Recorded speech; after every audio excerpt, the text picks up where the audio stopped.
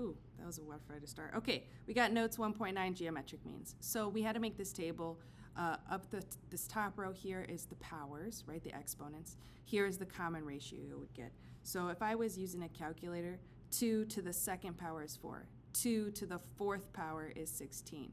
5 to the fifth power is 3,125. So take a moment, pause, and write this down, but I'm going to move on.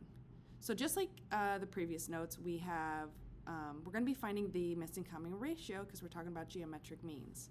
Okay, so in this case, the explicit is f of n equals something like 2 times 3 to the exponent n. This is just an example problem. But again, this is going to be your n number like yesterday or the previous day. This is going to be your starting number. This is going to be your missing r this time because we're talking about geometric and we're missing the common ratio.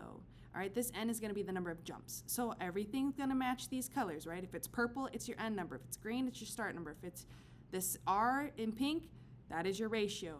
Orange is your jumps. Okay. So we're starting with the list, right? We got 3 blank 4, and I know you can see that number, but that's okay. All right. We start with 48, right? Because that's our n number. Then it starts with the 3. So we got 48 equals that start number 3 times r, because we don't know what that is, and an exponent 2 because we had 2 jumps.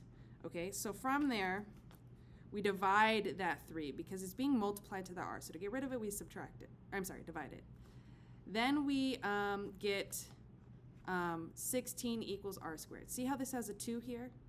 Okay, so what I'm going to do is looking for my power 2. I'm going to go down until I find the number 16. Right there, stop. And that means my common ratio is 4. Okay, so that's why I get 4 equals r. And that is what I multiply by as I go down this table. So it's times 2. Okay? So 3 times 4 is 12. 12 times 4 is 48. That works out. Now the recursive and explicit. I have this 1 here for the start number, and I got -1 here for the explicit. The reason why I have this 1 is because anytime you have a list, you may assume that it starts with the number 1 unless otherwise specified. Okay? You may assume it starts with a 1. Unless otherwise specified when it talking about that time that we've been, harping on for the last couple of weeks. All right, so that's how you handle lists. Flip. Tables. All right, so let's say we're given a table like this, right? It's a very long table. We started with the 1, we end with the 243. All right, and we got a lot of blanks in between. We got 4 blanks. So when we set this up, we start with that end number 243, right over here. Equals that start number 1 times r to the exponent 5 because there's 1, 2, 3, 4, 5 jumps. Okay, so once again, we divide that 1 on both sides. All right, that leaves us with 243 equals r to the 5th. This 5th power, I look at that table from earlier. So let me go look at that 5th power. So here it is, and we're looking for 243. Dun, dun, dun, dun. Right there, stop. 243. Go over. My common ratio is 3 then. So my common ratio is 3. So that means as I go down this table, I'm multiplying by 3. 1 times 3 is 3, times 3 is 9, times 3 is 27, times 3 is 81, times 3 is 243. That all works out. When I write my recursive and explicit, f of n equals f of n minus 1 times 3. I started with f of 3, that's your time, equals 1. In the explicit, we got f of n equals 1 times 3 to the exponent n minus 3. I have to subtract it to make it times 0 because it wouldn't match. We've talked about that a lot. And if you don't know what I'm talking about with that explicit, you got to go way back to the notes that start like this. Okay, this is what's going to help you understand that. Whew. All right.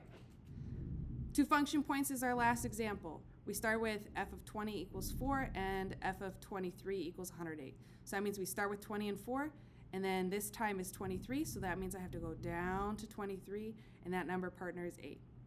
So when I set this, 108.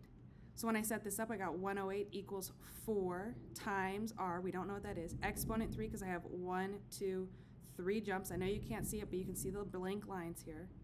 All right, that means I divide 4 on both sides. All right, and when I do that, I get 27 equals r to the 3rd power. So I need to go to the 3rd power of that table, 3rd power of my table, and I'm looking for, I don't even remember what I said, 27. Right here, okay. That means my common ratio is that 3. So my common ratio is that 3. That means as I go down my table, I'm timesing by 3. Okay? And then you would write the recursive and explicit again. I didn't write it in our notes for this class. Have a good day, make good choices, ask questions should you need it.